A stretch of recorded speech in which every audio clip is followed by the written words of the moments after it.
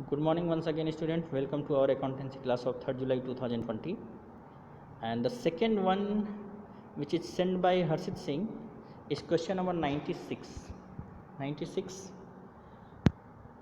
Question number 96. तो मैं इसको आपके लिए पढ़ता हूँ. पहले हम लोग क्वेश्चन समझेंगे और उसके बाद इसका सॉल्यूशन करेंगे. Kanika, Disha and Kabir were partners sharing profits in the ratio of 2:1:1.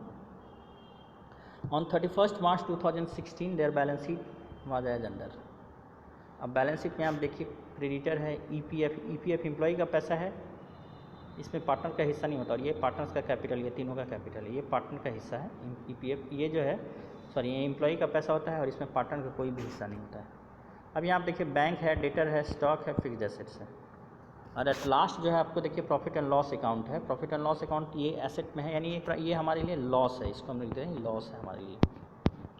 Okay, now अब हम लोग आगे बढ़ते हैं. Kanika retired on 1 April 2016. For this purpose the following adjustment were agreed upon. और इसके लिए ये सब एग्रीमेंट हुआ है. देखिए क्या एग्रीमेंट हुआ है. Goodwill of the firm must be valued 2 years purchase of average profit of 3 completed years preceding the date of retirement, and the profit for the year is 13-14 का दिया है 1 लाख and 14-15 का लिया है 1,13,000. अब क्वेश्चन होता है कि जिस दिन रिटायर कर रही है उसके पिछले 3 साल का प्रॉफिट आपको लेना है. ये लिखा हुआ है देखिए, 3 completed years preceding the date of retirement and the profits for the year is 13-14 का दिया है, 14-15 का दिया, लेकिन 15-16 का नहीं दिया है. ध्यान दीजिए, तो 15-16 का जो है ये वाला हो जाएगा 15-16 का. तो हमारा 3 साल का हमारा प्रॉफिट हो गया. ये हो गया 1 साल का, दूसरा साल का ये प्रॉफिट और तीसरा साल जो है हमारा ये लॉस हो रहा है. इसका बात का ध्यान दीजिएगा, ये लॉस हो रहा है. यही इस क्वेश्चन का सबसे इम्पॉर्टेंट पॉइंट है कि क्वेश्चन में लिखा है 3 कंप्लीटेड ईयर्स और दिया है यहाँ पे ये 1 और 2 साल का. तो तीसरा साल गया कहाँ, तो तीसरा साल हमें देखने के लिए बैलेंस शीट में देखना पड़ेगा. अगर ये प्रॉफिट एंड लॉस अकाउंट जो है क्रेडिट के तरफ इस तरफ लिखा रहता तो ये प्रॉफिट होता, लेकिन ये एसेट के तरफ लिखा हुआ यानी लॉस है. इस बात को आप लोग ध्यान रखिए. और उसके बाद जो है ये एडजस्टमेंट्स दिया हुआ है. फिक्स एसेट्स को इंक्रीज करना है 3 लाख रुपया तक. 3 लाख से बढ़ाना नहीं है, उसको बढ़ा करके 3 लाख रुपया करना है. स्टॉक को 120% पे इवैल्यूएट करना है, यानी स्टॉक का वैल्यू अगर 1 लाख है, क्वेश्चन में मैंने देखा 1 लाख है, तो 1 लाख का हमें 120% करना होगा. तो 1 लाख यहाँ पे आप लिखिए इंटू 120/100 कीजिएगा तो आपका आएगा 1,20,000. तो यहाँ भी हमारा 20,000 प्रॉफिट हो रहा है. And the amount payable to Kanika, और कनिका को जो अमाउंट दिया जाएगा वो सारा के सारा लोन में दे देना है, एक भी कैश में नहीं देना है. वो सारा के सारा कनिका का जो पेबल अमाउंट है वो लोन में दे देना है. Prepare evaluation account, capital account and partners and balance sheet आपको ये बनाना है. आप इससे पहले जो है आप ये देखिए कि उसका प्रॉफिट शेयरिंग रेशियो क्या है. प्रॉफिट शेयरिंग रेशियो 2:1 और कनिका रिटायर कर रही है. तो इस क्वेश्चन में भी कुछ नहीं दिया हुआ, तो 2:1 और ये रिटायर कर रही है, तो हमारा जो है न्यू प्रॉफिट शेयरिंग रेशियो 1:1 हो जाएगा और गेनिंग रेशियो भी जो है 1:1 होगा, जो कि गुडविल को बांटने का काम में आएगा. ओके, तो this is the explanation of question. Now we move to solution of this question.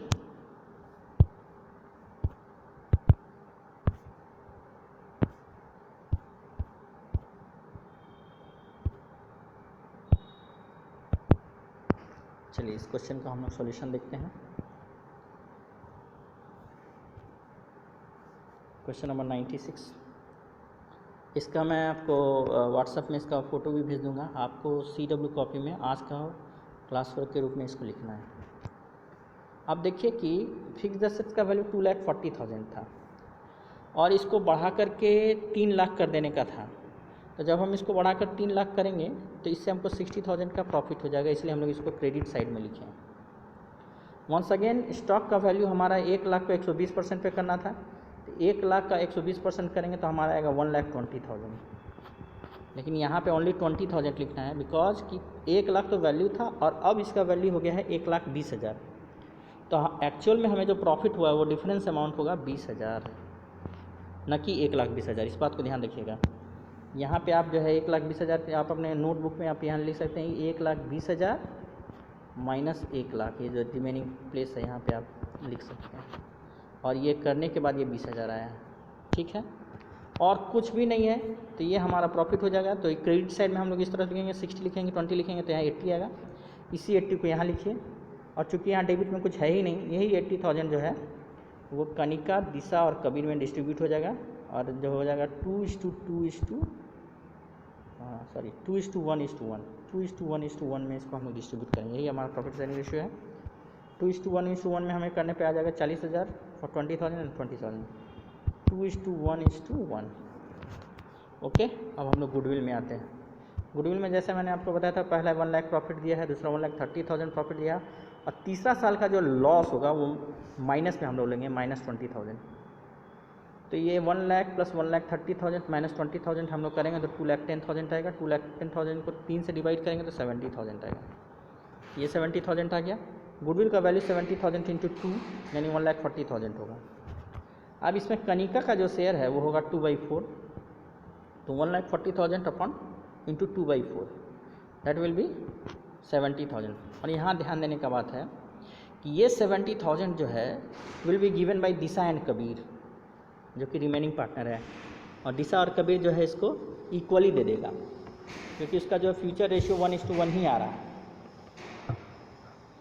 Okay, तो हमारा इसको हम लोग इक्वली डिवाइड कर देंगे तो 70,000 को हम 35,000 एंड 35,000 दिशा और कबीर दोनों दे देगा। Now move to capital accounts. Capital accounts की तरफ हम लोग मूव करते हैं। कैपिटल अकाउंट का पहले आप लोग फॉरवर्ड बनाइएगा, और बनाने के बाद इस तरफ से चालू करेंगे। सबसे पहले लिखेंगे by balance brought down. Balance brought down जो है इसका 2 लाख दिया है क्वेश्चन में, इसका 1 लाख दिया है और इसका 80,000 दिया है, तो इसको पहले लिख लेंगे।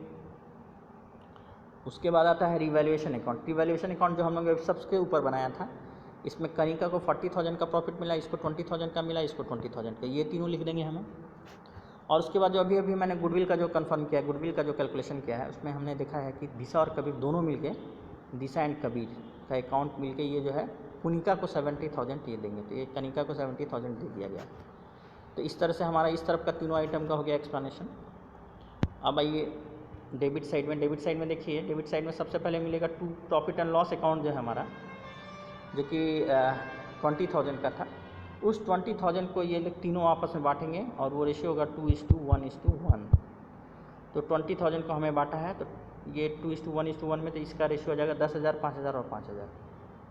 और चूँकि दिशा और कबीर दोनों मिल के दे रहे हैं इसको, कनिका को 70,000 मिल गया, और दिशा और कबीर दोनों के अकाउंट से 35,000 माइनस होगा, यानी डेबिट साइड में।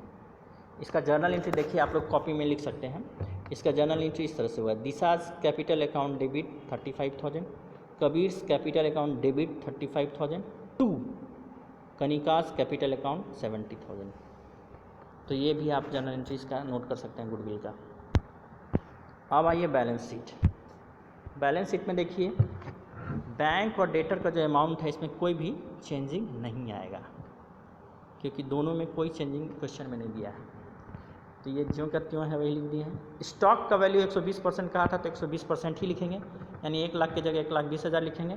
और फिक्स्ड एसेट्स को बढ़ाकर 3 लाख करना था, तो हमने इसको बढ़ाकर 3 लाख कर दिया।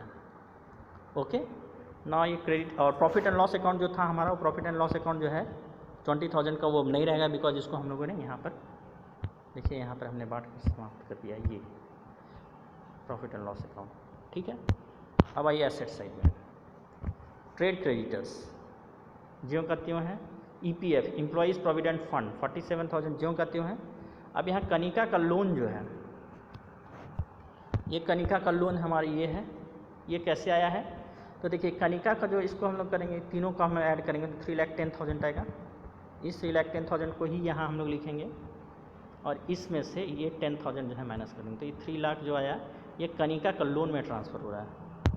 नॉट सीरियस, ये कनिका का लोन है, इसमें 3 लाख आ रहा है। तो कनिका का लोन जो है हमारा 3 लाख यहाँ पे हमने लिख दिया है, क्योंकि ये लायबिलिटी है। और दिशा और कबीर इसका कैपिटल अकाउंट जो है हमने कुछ नहीं किया, इसको बैलेंस किया है। देखिए ये इसको और इसको ऐड करने पर ये आया, इसी चीज़ को हमने यहाँ लिखा। ठीक उसी प्रकार इसको और इसको ऐड करने पर ये आया है, इसी चीज़ को मैंने यहाँ लिखा है। अब इसमें से ये अमाउंट और ये अमाउंट दोनों घट जाएगा, तो 80,000 बैलेंस बचेगा, यही बैलेंस कैरिड डाउन। सिमिलरली इसमें से ये और ये घट जाएगा, 35 + 4 5 40,000 घट जाएगा, तो 60,000 बचेगा। तो ये दोनों हमारा यानी 80,000 और 60,000 ये जो दोनों है बैलेंस कैरिड डाउन बच जाएगा। ओके, तो यही 80,000 और 60,000 यहाँ लिख दिया गया। ये न्यू बैलेंस शीट है। तो इसी तरह से ये अब दोनों तरफ आप टोटल कीजिएगा तो 5,40,000 आएगा। और in this way this question है फिनिश्ड। आई होप आप लोग को सभी चीज़ समझ में आ गया होगा। अगर फिर भी कुछ प्रॉब्लम होगा तो आप ज़रूर पूछिएगा। Thank you so much.